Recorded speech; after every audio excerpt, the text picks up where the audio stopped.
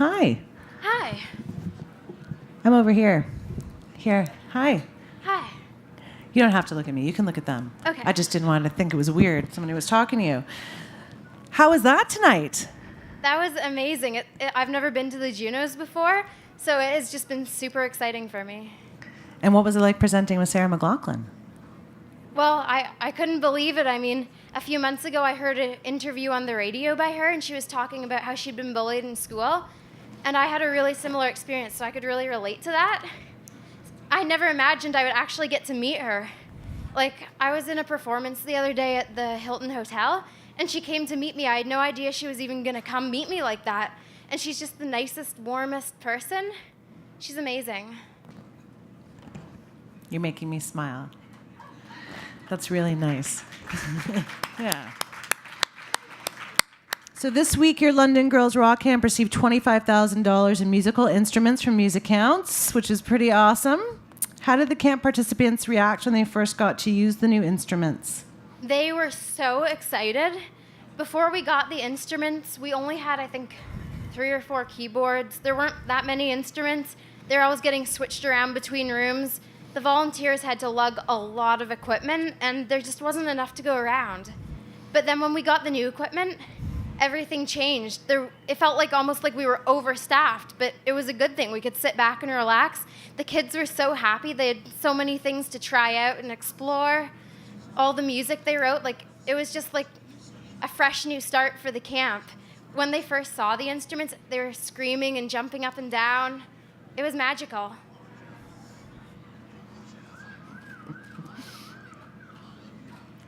We have a question over there. Okay. First of all, an amazing job on the stage. Thank you. I just wanted your thoughts. The first day you walked into the London Girls Rock Camp, could you have ever imagined something like this evening? And can you also talk about, how much encouragement, how much, support and resources did that specific camp give you as an individual, to pursue singing? So the first time I went to rock camp, I was about 14, and I'd just come off 2 really tough years of like bullying and exclusion and just feeling really awful about myself. Like, I didn't have a shred of confidence left. And even after the first day at rock camp, like, my entire worldview changed. How I saw myself, how I saw other people, everything just changed. People, they were so wonderful.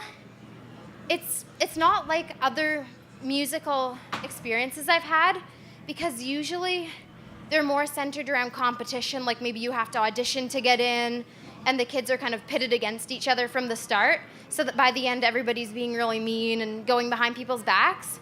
They really encourage working together, contributing to the group effort, and being kind too. We do body positivity workshops, gender workshops, all kinds of wonderful things. So by the end of the first week, my confidence was sky high. And I never would have imagined, though, that it would lead here. I always wanted to stay with the camp because I thought it was so amazing. So, like, now I've aged out, but I've come back and I've volunteered. But no, I had no idea. Yes. You have another question there. Hi there. Megan from 106.9. So as I understand it, you guys can come back to the camp afterwards and volunteer and help out. Why do you think it's so important to encourage girls to get involved in the music industry and start that from a young age? Music can really help people with a lot of things. Like, some girls think, oh, I'm not talented, I can't do this. But it's not just for the people who are going to become celebrities. Like, music can help people who are going to work at a gas station or in a grocery store. It can help everybody. And everything we do at camp, like, we're so focused on group participation and kindness towards others.